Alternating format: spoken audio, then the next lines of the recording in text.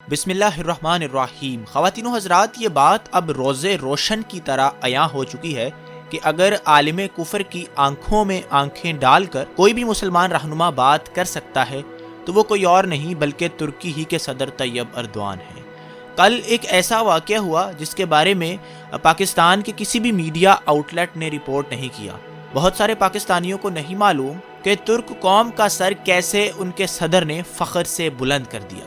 تفصیلات آپ کو اسی ویڈیو میں بتائیں گے۔ اس سے پہلے آگے بڑھیں، اسلامک سلیوشن چینل کو سبسکرائب کیجئے اور بیل آئیکن کو ضرور پریس کریں تاکہ ہماری تمام ویڈیوز آپ وقت پر دیکھ سکیں۔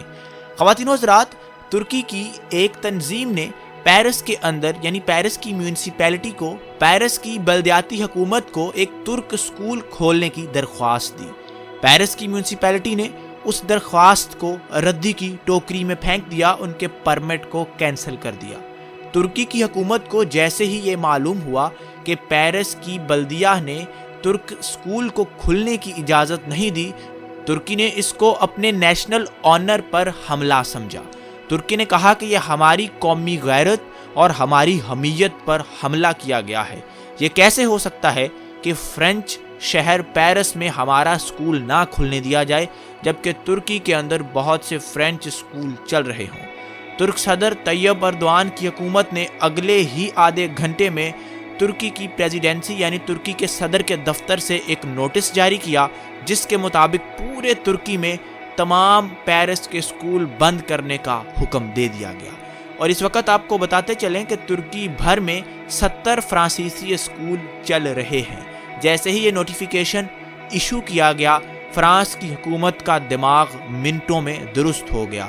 تو اگلے ہی منٹ میں فرانس کے صدر ایمیل میکرون نے نہ صرف معافی مانگی بلکہ پیرس کی بلدیہ کو یہ حکم جاری کیا کہ ترک اسکول کے پرمٹ کو جاری کیا جائے اور ترکی کی حکومت کو اجازت دی جائے کہ وہ پیرس میں اپنا ایک ٹرکش اسکول کھول سکیں۔ اس واقعے کے بعد ترکی بھر میں صدر طیب ایردوان، ان کی جوانمردی اور ان کے حوصلے کو بے پناہ سراہا جا رہا ہے۔ بہت سارے لوگ طیب ایردوان کی مخالفت بھی کرتے ہیں لیکن ان کے ان اقدامات کو وہ لوگ بھی سراہنے پر مجبور ہیں۔ سامعین، اپنے ہی نہیں غیر بھی ان کو سراہنے پر مجبور ہو چکے ہیں۔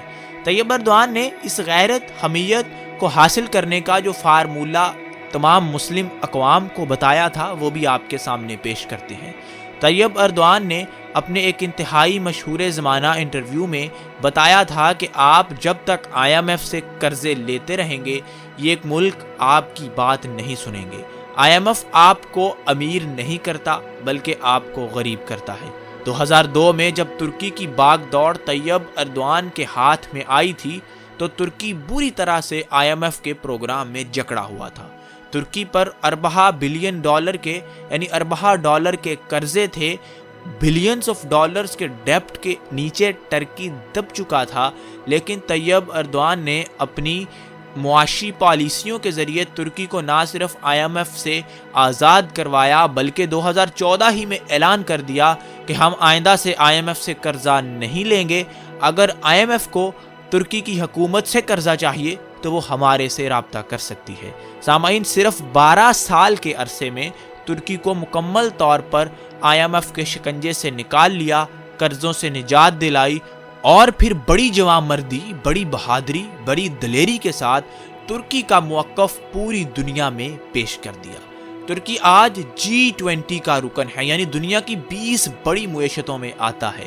2030 تک ترک صدر طیب ایردوان نے خوشخبری سنائی ہے کہ ترکی G10 میں آئے گا یعنی دنیا کی 10 بڑی معیشتوں میں ترکی کا شمار کیا جائے گا۔